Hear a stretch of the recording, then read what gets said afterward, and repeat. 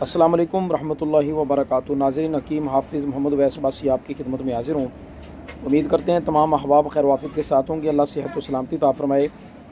दोस्तों, मौसम तब्दील हो रहा है और काफ़ी हद तक तब्दील हो भी चुका है मौसम। रात काफ़ी ठंडक होती है तो अक्सर लोगों को नज़ला, ज़ुकाम, खांसी, खुश्क खांसी की कई लोगों को शिकायत हो जाती है। तो आज मैं आपको एक छोटा सा नुस्खा टोटका घरेलू बताऊँगा जो आप घर पे ही इस्तेमाल कर सकते हैं। इंशाअल्लाह अज़्ज़ व जल इसके इस्तेमाल से आपकी खुश्क खांसी उसमें इंशाअल्लाह ताला आपको ज़रूर अफाका होगा।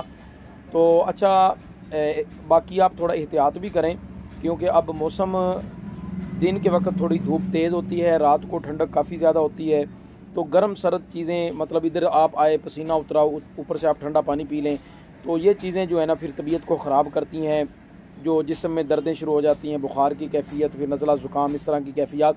थोड़ा एहतियात से ज़रूर काम लें। पानी आप थोड़ा सा नीम गर्म करके भी इस्तेमाल कर सकते हैं अगर, लेकिन ठंडा इस्तेमाल ना करें, ताज़ा इस्तेमाल कर लें, वो ज़्यादा बेस्ट है। अच्छा, उसके अलावा खाने पीने में भी एहतियात करें। नुस्खा अब नोट आप फरमा लें। आप इस तरह करें कि गाय का मक्खन ले लें 1 चम्मच, और चीनी ना लें, इसकी जगह पे आप ना मिश्री ले लें। बाज़ार से आपको पंसारी से मिल जाएगी। तो मिश्री को कूट के ना इसका पाउडर बना के रख लें। आपने इस तरह करना है, जब आप महसूस करें कि खांसी हो रही है, शुरू हो गई है, तो आपने 1 चम्मच वो गाय का जो घी हो गया या मक्खन होगा, मक्खन हो तो ज़्यादा बेस्ट है।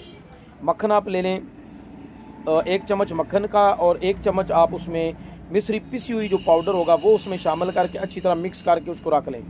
जब आपको खांसी शुरू हो खुश्क, तो आपने उंगली की मदद से उसको मुंह में डालना है और उसको चाटना शुरू कर देना। आहिस्ता आहिस्ता उसको निगलना शुरू करें तो इंशाअल्लाह ताला फ़ौरन ही आप देखेंगे कि आपकी जो खांसी, खुश्क खांसी है, इंशाअल्लाह अज़्ज़ व जल फ़ौरी आपको उसमें अफाका होगा। तो एक बड़ा सादा और बड़ा सिंपल सा इलाज था। इसको आप लाजमी इस्तेमाल करें, इस टोटके को आज़माएँ। इंशाअल्लाह ताला आपकी खुश्क खांसी से जान जो है छूट जाएगी। दुआओं में याद रखिएगा। अस्सलाम वालेकुम रहमतुल्लाहि व बरकातुहू।